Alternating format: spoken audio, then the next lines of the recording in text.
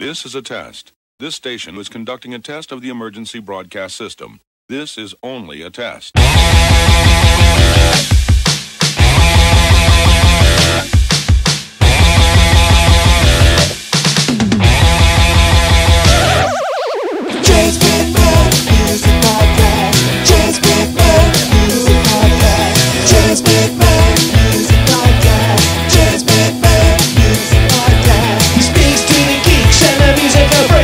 Sometimes popular, but mostly epic because he's James McMahon Music Podcast. James McMahon Music Podcast. This concludes this test of the emergency broadcast system. Yeah, so just before we start recording, I said to you, the record's not out yet, is it? And the reason why I ask is because I was just checking. Like, I thought it was April 12th. That's probably the earliest ever in an episode of this podcast when I've got the date of a band's of a guest record.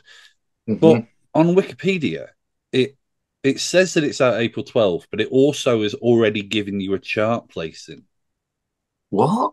Yeah, you need to. What's the chart placing? I mean, I don't want to tell you because it's not good.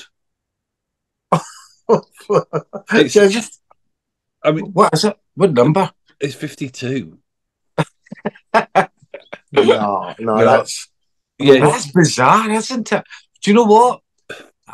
That's really odd. I mean, like, see, anybody can go in and change Wikipedia, can't they? So, I don't think I realised, and this is a terrible thing for a journalist to admit. I don't think I realised until recent years just how unreliable Wikipedia is. Oh no! Oh right. Hold on. I'm just going to end this call here. Sorry. I'll just text Brendan just now. Ronnie, can you just tell me beat it? Because I was sorry.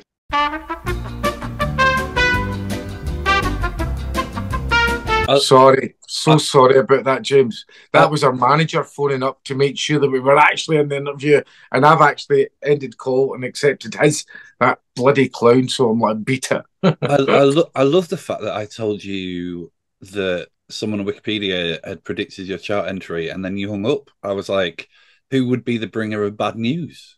I don't know. Well, obviously we've been talking to a record label, and just in the pre-orders right now on the pre-download of the album. If we were to release the album right now at this moment in time, it's top 5. It's top 3, 4, or 5. Well, yeah. I mean, this is the thing. Is that I feel like your band are proof that if you cultivate and respect a fan base, they will stay with you. You know, 100%. Like this record will do really well. It's looking at it. What it is I think someone's just copied the 52 over from the previous release, the Cat and song. Yeah, that's what it could be. Actually, yeah, that might that. That strikes a chord that with taking on the Carlton songs. Yeah, that's what they've done, and they've actually used hombres. Is it the title hombres? Yeah, but it's so wild, right? Like, do you remember that? Do you remember that band So Solid Crew? Yes. There's a thing on their Wikipedia page where people regularly will go on and just make up ex-members. So because obviously there's loads of them, and like, you know, with that genre of music, there's a lot of like sort of tag names. So people will go on every so often and just add like Bumblebee or, do you know what I mean? Like they'll just sort of add members and stuff. So Wikipedia is the wild west. Man. They come up with the most silliest things. You know, I remember we did a Wikipedia of Mark Rankin, the old singer. The original singer, and it came up as like Mark is now working for I think it was Polygram or Universal Records, plug-in records for Radio 1 and enjoying coffee in such and such a place in Edinburgh. And I was like, how specific and how bizarre is that? You know, it's just weird. Here's another bizarre one. Wikipedia says Dante and I are worth 10 million. So, I love those. I love those. Yeah. There's loads of that. There's a couple of podcasts I listen to where the host regularly, there's a couple of podcasts I listen to where the hosts regularly are like, you know, they'll be like, "Oh, this is what it says that we're worth," but it's news to us. I think I'm a big football guy, and there's a couple of lads that I'll meet up with now and again, and we always end up just talking about footballers from our youth, and then we end up looking them up on Wikipedia, like the most random names, like Ian Ormondroyd, you know, like people we haven't thought of in decades. Yeah. And you'll go on their Wikipedia page, and it'll be like edited 2 hours ago, and you're like, who's doing this? Do you know what I mean? Like is Steve Igrizovic like sat there editing his Wikipedia page? On a daily basis, he gets up in the morning, like, right, it's time to change Wikipedia again. I know. We're talking about football then. Who's your team then? Oh well, this is something I often talk about. Did we speak about that the last time? No, we didn't. We didn't know. It wasn't relevant to the bio. I should say, I will tell you, but just before we jump in, I should say for the listeners that I did Gunn's bio. So, firstly, and bio being the like the story of the band that gets sent to journalists so that they don't have to do any work. You explain it better than us, James. No need to thank me, music journalist. But so just for the benefit of you two, like this conversation may tread over some old ground. So just forgive me for that. Unless loads of things have happened since the last time we spoke. But I am a Doncaster Rovers fan. Doncaster Rovers. Yeah, I'm from Doncaster, so cool. my most of my football fandom is down the bottom end of the pyramid, but I am I guess what you'd call a ground hopper. So I do go to anywhere and everywhere. So I've done quite a lot of Scottish football. Brilliant! I would say that I do have a Scottish team. My team are Dundee. Oh wow! Are they? Wow! See a picture for a Celtic man. You what? I picture for a Celtic man. A Celtic supporter. No. I have been. I went to a Champions League game against Barcelona. Who's your team? Celtic. Right. Who was the? See how we said that with so much conviction. Who was the Greek guy you used to have up front? Samaras. Yeah. Like Samaras, yeah. So I went to see this because you remember when you beat Barcelona? Yes. Absolutely. Was it 2-1? 2-1 it was. 2-1. Yeah, I think this was the first time you played Barcelona since that game. It was like first time afterwards. Okay. And your Greek man, I've never seen anyone be more selfish with the ball. He's terrible. It was unbelievable. I was having flashbacks to being back at primary school where like the kids wouldn't pass to me. I was just like, you can't win this on your own. But he was having a good go. He was having a good go. Yeah. Samaras sometimes, it was like hot and cold with him. Sometimes he would play a game, you think, fantastic, his link-up play, everything else, getting in the right positions and having a pop at goal and stuff, great, and then there's other times you're like, why are you being so bloody selfish with the ball? You had to just square it to the next player, and he's in a better position to score than you, but no, he wanted to take the player off. He was hot and cold, but he was a good player. He was a good player, but he just wasn't consistent. He just wasn't consistent enough for us, I'm not even sure. I'm not even sure I know where Celtic are in the table. We're top just now. But Rangers are playing tomorrow. And if they win 3-0, they go top in goal difference. Same points, but goal difference. Who's the manager now? Brendan Rodgers of Celtic. Yeah, Brendan Rodgers. And is that his second time? This is his second stint. Yeah, but he's came back and you love revisiting former managers. Well, the thing is, I think with Rodgers coming back, I think he had something, to prove because the way he walked out in the team the last time, halfway through a season, the Leicester job came up, and there was a lot of turmoil going through with him and the board, and I think big egos took over, and he just, as soon as that offer came in from Leicester, which would have been an incredible offer financially and a big budget for players, he was off the drop of a hat. He was, so the opportunity came back for him so I think he's taken it, which takes a lot of. I think he has been quite brave with it, because there's a majority. I mean, I would have said 50-50. Celtic fans down the middle didn't want him back, and he would have known that. He would have known that, and obviously, right, I'm going to continue go and take this job, be the Celtic manager again. Yeah. So that takes a lot of bravery to do that, especially when half the fan base don't want you to be there. So after how you left. Yeah. So also, we were 8 points, possibly 11 points clear, James, in the last 2 months, 3 months, and we've dropped. We've got beat a couple of times and everything, and it's just a little bit of turmoil between him and the board. And Rangers have caught up. They've got a really good manager. They're playing good football, and now it's level. So we've got a title race now. I mean, it's weird when I went to, because I should explain the reason why I would say Dundee and my Scottish team. I used to DJ rock clubs quite a lot, and I went to DJ at this club in Dundee.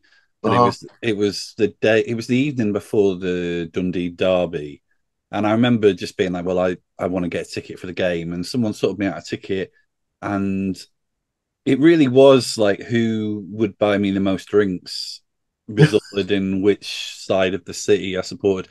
I say side of the city. It's kind of end of which end of the road, because both the grounds are on the same street. But it was interesting because there's a lot about Celtic I buy into. I mean, I do feel like they are. I mean, I pretend to be Irish quite often. My roots. Well, I can tell with your surname. That's what I thought. I was thinking. You were a bit Celtic man. We have cousins with the same surname. Oh right. Well, there is a Scottish McMahon, but I think that's a different branch. But mine goes back to Ireland. But there is a lot about Celtic I like, but I just struggle a little bit with the Celtic Rangers thing. Like I just find that the bigotry and all that sort of stuff.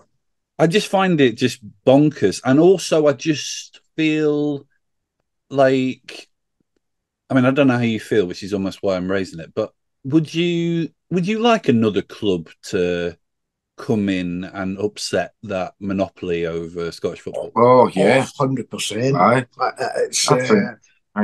Because competition is healthy. I think it's been Celtic and Rangers for years and years and years. And don't get me wrong, Aberdeen under Alex Ferguson, when they win the league and they won the was it the UEFA Cup or the Cup Winners' Cup? I can't remember.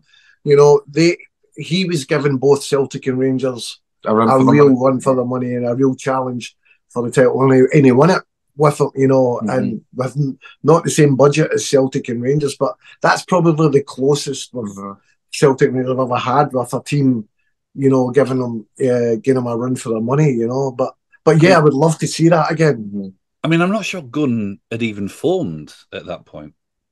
No. Like that's how long ago we're talking. Yeah, and they were so successful that Aberdeen then that Dante ended up. He was a wee kid. I was supporting Aberdeen. I knew all the players, and my dad would take me and my other brother Mario up to the game. Celtic and Aberdeen, obviously, but I'd go up with my wee Aberdeen scarf, and the two would sit next to each other, supporting Aberdeen, and he supported Celtic. But just because of the success, and kids these days are kind of, they're lured towards successful teams, and I get it.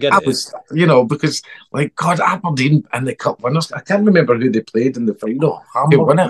But it was amazing. It was amazing for Scottish football. And in fact, do you know what's funny? I see it in my son. My son now kind of is like that kind of sort of balance, doesn't, he likes to, he was talking about Aberdeen the other day there, saying, how much he loves the football strip. And he actually liked the Rangers away strip as well. Yeah. And we're like that, what are you talking about? You can't be like a Ranger.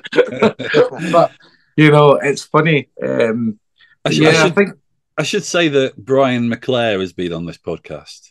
Yeah. So there is, Actually, oh wow, wow. so there is a Celtic link. Yeah, Manchester United. Yeah. Yeah. Well, Jools is a Man United. You're a bit of a Man United supporter. My English team is Man United. Yeah, so that was the thing, you see, when I was a kid, my dad, who wasn't bothered about football in the slightest, really, but in an attempt to, I sound like I'm talking to my therapist now, in an attempt to make him like me, I started having a bit of a thing about Man United when I was a kid, and so therefore I was, I was into McClare, I was into Brian McClare and Mark Hughes, all those people. Brilliant. But I guess I just got to like probably about the age of 11 when I was old enough to start going to see Rovers in town, like my local team. I was just like, this is stupid. Like, why do I support this team in a city I hadn't been to at that point? So. Yeah. James, sorry, I mean, are they in English Division 2, Doncaster? I mean, we've just pulled away from the drop zone, as they say, in League Two. Yeah. As of last weekend, it was a remarkable weekend. We won a game. I'd totally forgotten what that felt like, but it's still a bit airy. We've been back in the Football League for got to be about 20 years now. But I remember us going down, and I'm to the conference, and I'd like it to be May and a few more points on the board. I am a little bit. Yeah. We are pathetic at the moment. But you support your team, you know what I mean? Exactly. Thick and thin, all that. Yeah. Back in the 90s, Rangers were the most dominant team, and that was hard to take, so difficult to take because we just couldn't compete with them financially or the players that they got in, and it was really difficult watching, because I think Rangers were on to the 9 in a row, possibly 10 in a row, but we managed to stop it, and Rangers did that to us, a couple of seasons when Gerrard won the league under Rangers, so we were going on stopped us from getting the 10 in a row. I'm trying to think of famous Rangers fans.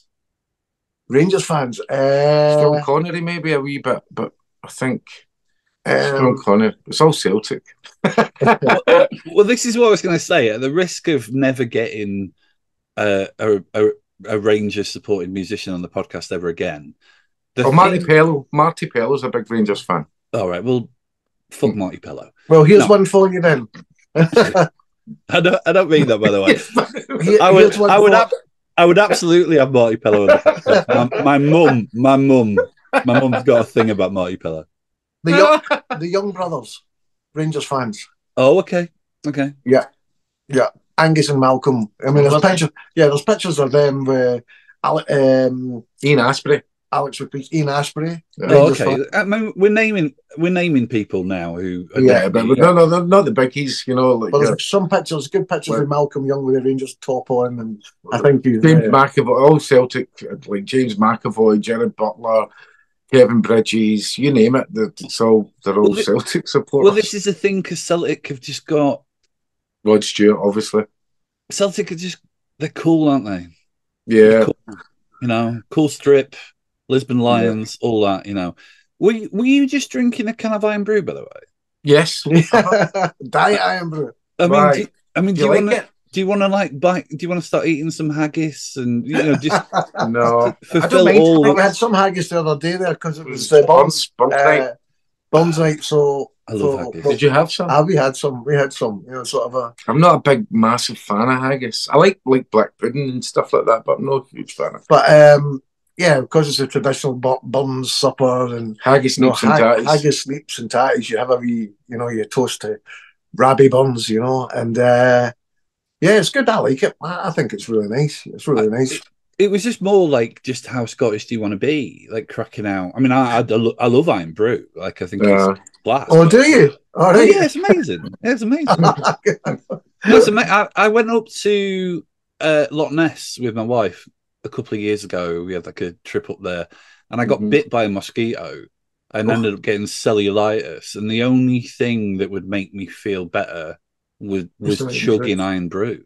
Like I was, yeah, that's amazing.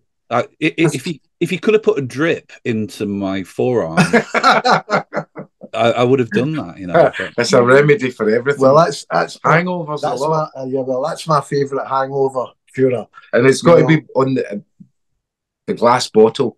The glass, which I don't think you get. Yeah, you do get the vintage. You know, but the glass bottles are renowned for being made here in Scotland, and that's the only place you can get them and it's the proper iron brew, as long as it's in glass bottles. Yeah. But see, these cans, they're made down sort of south, so the iron brew's made down south, so it's different to the ones in the glass bottles. The best ones are the glass bottles. I mean, not making any assumptions about Scottish people, but you do like a drink. Booze. Absolutely. So do you think that iron brew, the reason why it's so popular in Scotland is because of it being a hangover cure? Oh, I would say so, yeah. I would, because I even remember as a kid, 17, 18, 19, if I'd been out, I would always make sure, so I'll come back to the house that night, that my bottle of iron brew was in the fridge, and I would take it up to my bed, and I'd just lie it beside my bed because I'd be sparkled, I'd be really, and then the next day I'm going to be climbing the walls. You know, that way it's the best sensation ever. You drink that iron brew, it brings you around, you know, within a couple of hours or two, it does bring you around. I don't know what it is. It's just, you know, some people, I don't know if you've ever heard of a drink called Tizer. Oh, yeah.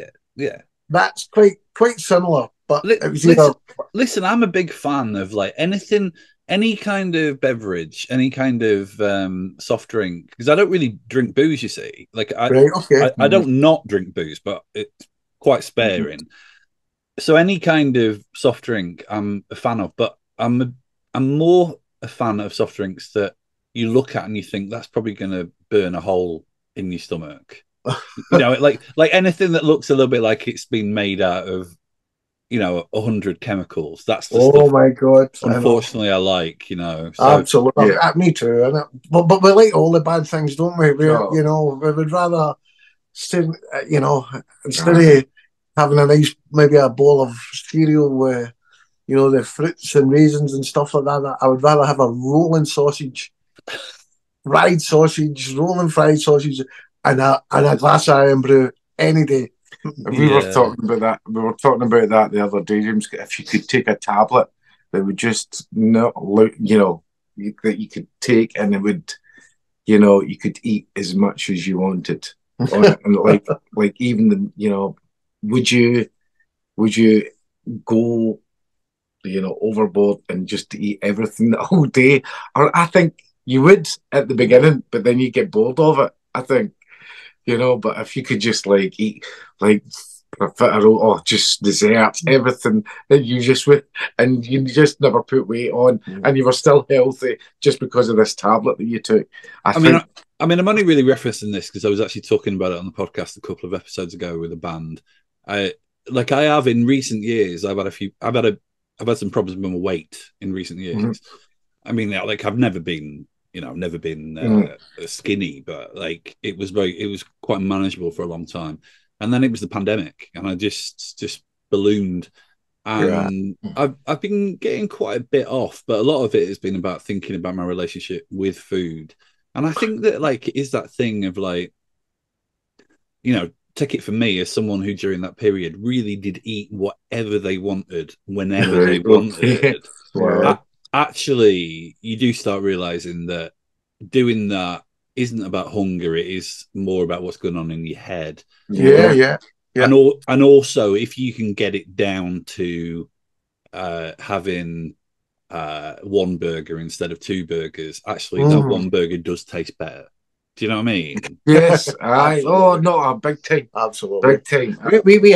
We're kind of similar. You know, we got to kind of, we like our food, and we come from a culture, you know, where we could eat pasta every single day. Although we're born in Glasgow, brought up, my mum and dad brought us up Italian, you know, and that food culture that they have is incredible, you know, and you can really go over the top with it. For God's sake. I was going to ask this. What was your childhood quite Italian? Was that, sorry? Was it quite Italian? Was your childhood? No, it was just, we were brought up with Italian in the house with our parents, and but yeah, but all our friends and all our stuff like friends that, and everything else, we were just kind of, yeah, we were just kind of brought up. But then, I think what James is getting is like our mum used to make like pizzas at 4 or 5 in the morning, a Sunday morning. So when you were like that, Jules was saying you're hungover and you've got that bottle of juice, and he's starving at 8 o'clock in the morning, and you can smell the tomatoes on the pizzas that she would make. She'd make it.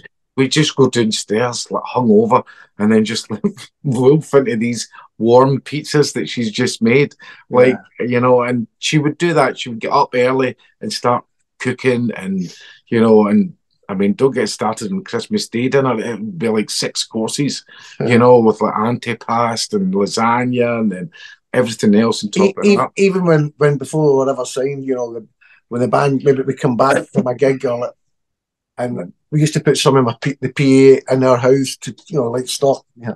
So when we come into the house, my mum would be like that. Oh, you just finished the show. Yeah. I've got some pasta, I've got some pizza. Would you like to have some? She would always, the guys in the band would always, yeah. So we're sitting eating pizza and pasta at 1 o'clock in the morning. What's the difference in age between the two of you? 8 years. Is there just the two of you, or do you have? No, there's another brother and there's another sister. There's a sister called Carmen, I'm the oldest. I'm the youngest. My sister Carmen. Then it's Mario, and then it's Dante. You have a brother called Mario. Yeah. We're Super Mario Brothers. Yeah. That is amazing. That was my dad's name. Yeah, that is amazing. That is amazing. 4, that's quite Catholic, isn't it? I presume there's Catholicism. Yes. What's 4 of them, four siblings. Yeah. So yeah, very Italian. Yeah, but, my wife's mum is Catholic, although she's not Catholic, but she's from a Catholic family, and I think there's 8 of those, and I just find find that bonkers. Where we are here in the Kelton, James, this is a predominantly Catholic area, so there's a big Italian community from the 30s, 20s, 30s, 40s, and a big Irish community here, massive. Why did the Italians come over? Again, I think it was. I think a lot. Well, Italy was on its knees. I think they want a lot of them came here first and they were their dream was to go to America or try. So that's what a lot of it was by going by boat. From Italy. I mean, the journeys were treacherous and really, really difficult, for them just wanting to go to the States. And I think the UK would be a stopgap. And a lot of them settled in Prestatyn, a lot of our family. I mean, if you continue talking, Jules, I'll just get this thing. So my granddad, he settled in Wales and came up. Eventually, they found work up here because every time I used to ask my dad, or it would be like they left Italy because there was nothing. If you could see that, James, right? Wow. This is something that we got made during the pandemic, and it was like a family member. So it's a family tree. It's the whole family. And it goes back to 1882. Yeah. So that's 1882. That's amazing. So they were just basically trying to find work and word of mouth and and then I'll take that back. 1525. I was gonna say I sort of went 1525. I don't know whether you noticed that. I sort of proved my prowess at being able to lie then, actually, because when you said that 1802, and I was like, oh, that's good. And in my head, I was thinking, it's not that impressive. I know. 1500s. I know. I was looking at the other side. I was looking at the other side, the latest side. So, and it's the same with the Irish, they all came over as well during the famine and all that, and this area was big Catholic there, as I said, with Italians and Irish, Jewish as well, you know, and Polish, you know. So it's so interesting how. By the way, anyone who is tuning into this episode of the podcast because they want to know about the career of Glasgow's finest hard rock troupe, Gun, is very confused right now. It is dead interesting how why people settle in a particular area though. That I have always found that interesting. Like with my family on my dad's side, it's all Lancashire, it's all Manchester, and as is so many, you know, it's so much of an Irish community, which I presume was because of work and it was because of the famine and such like. So yeah, absolutely.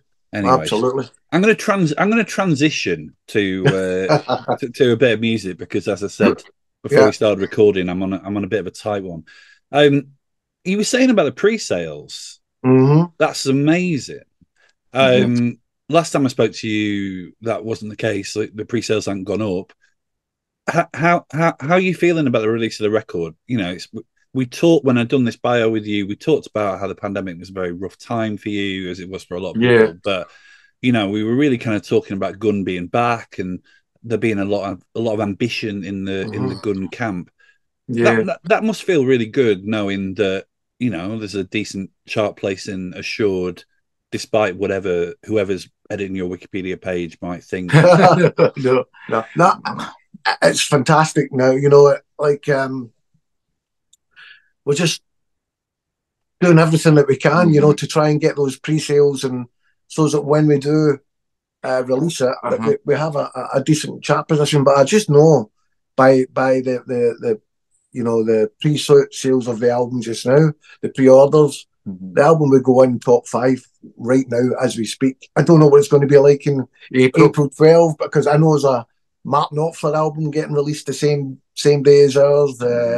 I think they'll be on. It'll be tougher, but it's always the case with January, February sort of albums and stuff like that. They're always, you know, smaller sort of releases, but we feel this time round, you know, and it's obviously the stats are there, James, but it just feels a much more healthier position that we are with the record, you know, and the way it's going. And, you know, even since we last spoke and stuff like that, and just, you know, getting feedback from like friends and, you know, and sort of taking songs out to let people hear, you know, and getting, you know, amazing feedback and buzz. Oh, this is like Gun of Old. I mean, even like I don't know if you had saw that, but like Steve Harris from I Have Maidens, like, and his most favourite album of all, you know, of all the Gun albums was Gallus. He goes, like, this is the best album since Gallus. So that was such a buzz. And then he kind of listed, we saw the email, and he listed the songs that he really, really liked, you know, and I thought, God, that's such a buzz, you know. When did that happen? That's totally passed me by. About a month ago, I think. Over a month ago. That's really good. So we gave him like a copy of the album, and you know, and came back with all this feedback with these, you know, because I love this song and I love this song. I mean, hey, listen, if anyone's choosing the Iron Maiden support acts, it's still, I know. So there's obviously I've done a few more interviews with music journalists and stuff, and they just love it. They just really, you know, they like the riffs, the songs, it's Gun of Old.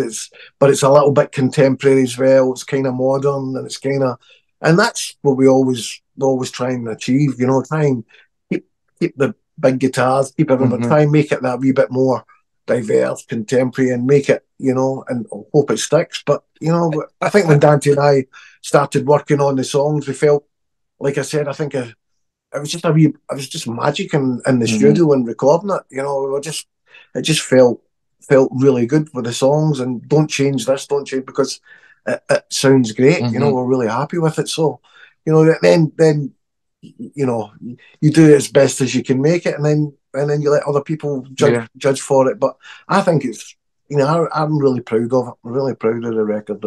It's interesting, that word modern, you know, that you just used, because I do think one of the things with Gun is, you know, we were talking a bit about kind of like back in the day and how, you know, you were around if you think like 94, Swagger's 94, right? So Yeah, that's yeah. 30 years old this year. Yeah. Like, we were talking a bit about that kind of era and like some of the bands that broke through and how, the kind of music that you have always made, like maybe it wasn't as, it's such a loaded term, this, so please take this in the right way, but maybe it wasn't kind of as like critically acclaimed as like some of the grunge bands, for example. Oh yeah, yeah. Like, I but totally agree. But I think the thing that's interesting is that there are other bands that make the music that you make, which, for want of a better term, is maybe kind of like melodic hard rock, who sound dated, and I don't think your band has ever done that. Like the fact that I was a kid and I was into the cool stuff, right? I was into, I was into Nirvana, I was into Pearl Jam, I was into Alice in Chains, but I also like Gun. I think it's testimony to the fact that you didn't sound. Yeah. We didn't. You sounded cooler than like Bon Jovi. Do you know what I mean? You sounded fresher. The thing is, James, I think I totally 100% agree with you. And the reason I don't know, I feel like as though we don't get, I think it's very, very difficult to pigeonhole us. And I think that's what frustrates music journalists. Like, oh, I don't know where to put them, or would I remember it was always difficult for us to do, like, would be like top 10, with Word Up at the time, and it's going back to Swagger and top 10 albums, stuff like that, and Kerrang and all these sort of Metal Hammer sort of magazines are still like really kind of not standoffish, but they just couldn't see us fitting into their sort of into that sort of rock category, and that's made to make their life easier. I mean, we've never been a band that have been kind of been able to fit into that sort of one specific genre, and I think it comes with the songwriting, and I think it comes with who you're influenced by, and that was kind of instilled into us at a very young age when we were going through the whole writing process. I've always maintained, my biggest influences. I'm going to go and stop that. Sorry. My biggest influences and which have got me where I am today, James, are from all rock based. Like Thin Lizzy is one of my favourite bands ever. And I used to like seeing them live. Wow, real rock bands. Like great songs and stuff like that. But then, they had like a song like Dancing in the Moonlight, which is like completely different from The Rocker or completely different from Emerald or Jailbreak and I loved that. I just loved the way they could do that in their songs. And I've always thought that, we're a rock band, live with a rock band, but just try and make it that little bit, give it that little edge, give it that little bit left field to what everybody else would be doing, and that's always worked for us. We've always kind of felt that, this it's the same as like, I mean, Queen, again, one of my favourite all-time bands, but how can you go from, some of the songs that real rockers to real something like completely different, from Another One Bites the Dust to Want to Break Free, and it's just amazing. And I just think they were brave enough to do it because they wanted it, and that's what I think music should be. I think if you're hearing bands like, first and foremost, you're a rock band, but change it, mix it a little. Try and make it a little bit different. Of instead of being the same mainstream rock band. I don't know if it's the right thing to do. I don't know if it's. It's just the way we feel it, It's the way we feel it. I often think that British rock bands get a bit of a rough deal, to be honest, because like it's weird with rock music in the sense that it's kind of like an American creation in a sense, and it's like, it's weird, a lot of bands from the 90s, for example, that I just think achieved incredible success, a lot of British rock bands, and yet they were sort of I don't know. I don't really think they get the sort of respect that maybe they would have done if they had been from Ohio or something, you know. Yeah. But it is that thing of like I've almost had to sort of deprogram myself a little bit from the music press because I viewed music and for a long time through the prism of how the music press thinks about music, which is quite a weird thing. It's quite weird how the music press views music. And actually, I've sort of arrived at a place where I really like it when bands kind of prove the music press wrong in a sense. You know, the fact that it's almost like ultimately this stuff is about what people who pay tickets to shows feel, what people who you know, people who I want to say buy records, but that feels quite an archaic thing to say. But you know, the fans, for want of a better term. And I do think the reason why your band has endured is because you haven't at any point sounded like a nostalgia act. You know, you haven't really lent into that, but also you have just been consistent in what you've done. I appreciate that, James, and that's exactly what you're saying. There is exactly the way we look at it and the way we feel about going forward with the music. You know, because it's you know it's 2024, and I don't want to make the same album as Taking on the World, and I don't want to make the same album as Swagger, and you don't want to make the same album as the Gallus record. Yeah, have those guitar riffs, have those. But just kind of, you know, make it that little bit modern. I think you've got to go with the times. I mean, I don't know how many bands I've listened to, you know, and I hear the record and with the first 3 or 4 songs, I'm like, right, where is it going now? You know, and it's just, I'm like, well, after the 4th or 5th song, I'm going to listen to it. And it's just, you know, some bands can get away with it, you know, some bands can, you know, but I just think, you know, you've got to always add that little bit of, you know, just an edge to it. Just to change it a little, you know. But it's funny you saying what you said, James, about like, you know, American sort of bands and how they're much more widely appreciated over here than what the British bands in like the 90s would, you know, who were successful here in the UK, but really found it difficult over in the States. And it was to do with, you know, I think in those days I used to think the British press used to praise the bands at the beginning and, you know, push them up to like a high pedestal and have them, you know, and then sort of bring them down. Whereas I think American journalists really big up their bands and they push them and they stick by it. I used to see that all the time. And that's why when they came over here, they were always so popular, you know, like the big American bands. I mean, remember bands like, I mean, it was just out of my head, like bands like Offspring and stuff like that that came over and it was like, you know, it would go to #1 in the States. So it's going to be #1 in or be really, really successful in the UK, you know, but it would never be the other way around, you know. I think there's also, I think about like Nirvana, for example, and I think, I mean, you know, I worked at Kerrang, so I'm riffing on some of my experiences there with this, but also I worked at the NME, and the NME, for example, was, you know, it was all about the new, you know, it was all about the fresh and the new. Okay, that you carry on, and that's not necessarily like a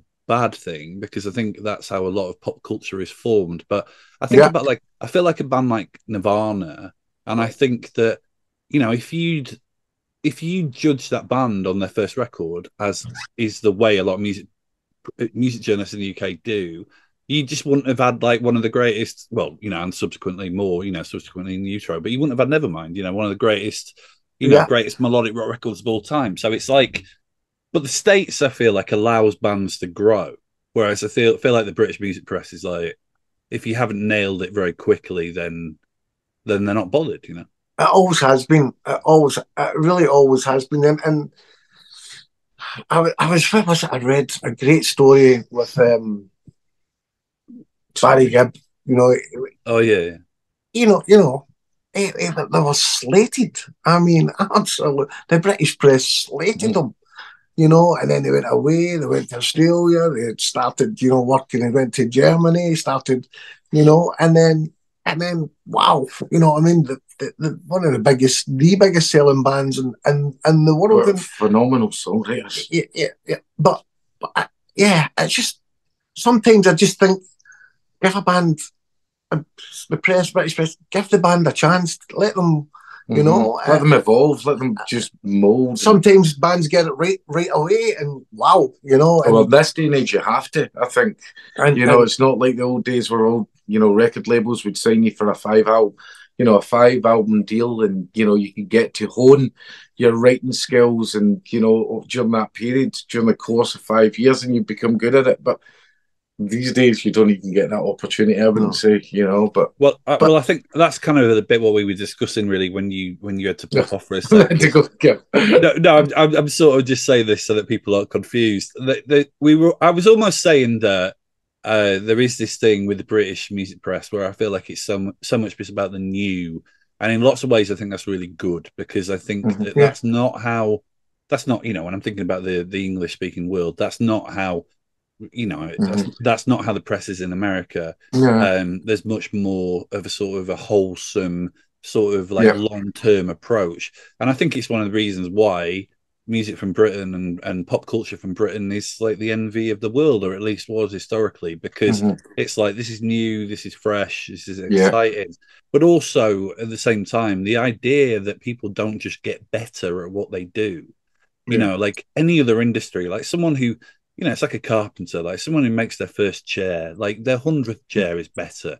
And I feel Gunnar a little bit like that. That's where I've arrived at. Your band are like a carpenter making their 100th chair, and it deserves respect because that chair's better than the first chair. Well, yeah, that's a good analogy. Thank you.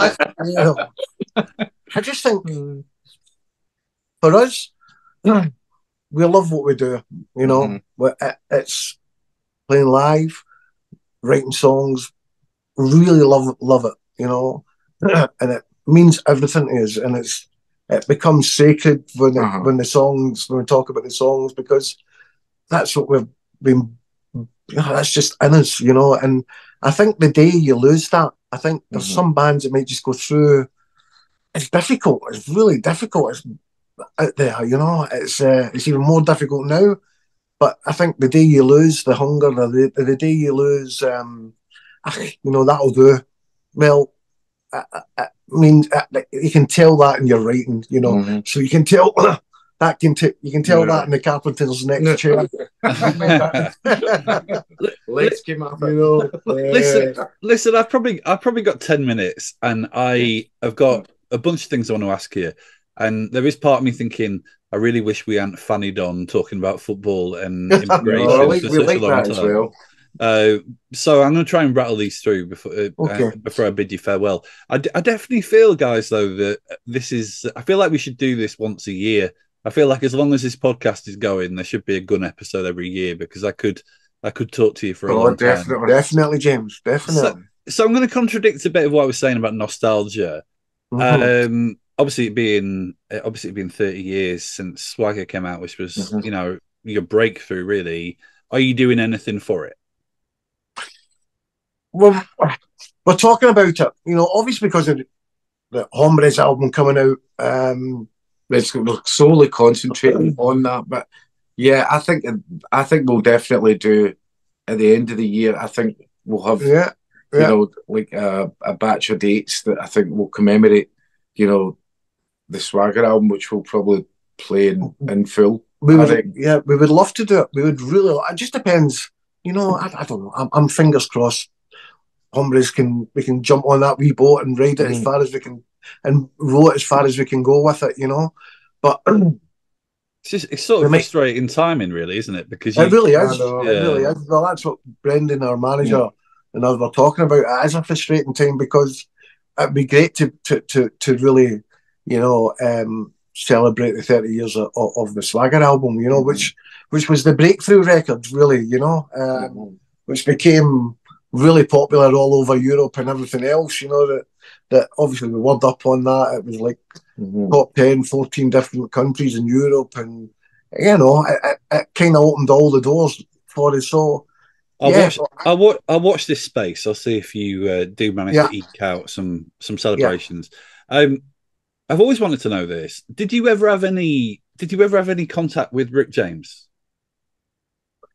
Rick James from with work? Oh no, God. That is shocking. That is shocking. That is shocking. Oh my! Right, that's it. That's it. That's the end. That's the end of my career as a music journalist. On this podcast, my career ended. Did you? Okay, let's do that again. I'm not going to cut it out because I'm all about the truth and about authenticity. But I'll go again. Did you have any contact with Cameo? No, we can't believe I said Rick James. Not at all. No, but it was just the way the song came about. I think he was really chuffed with the royalties coming through right enough. I'm sure he was. We had to, obviously, back then, we had to let them know that we were going to be covering the song and let his publisher know and let.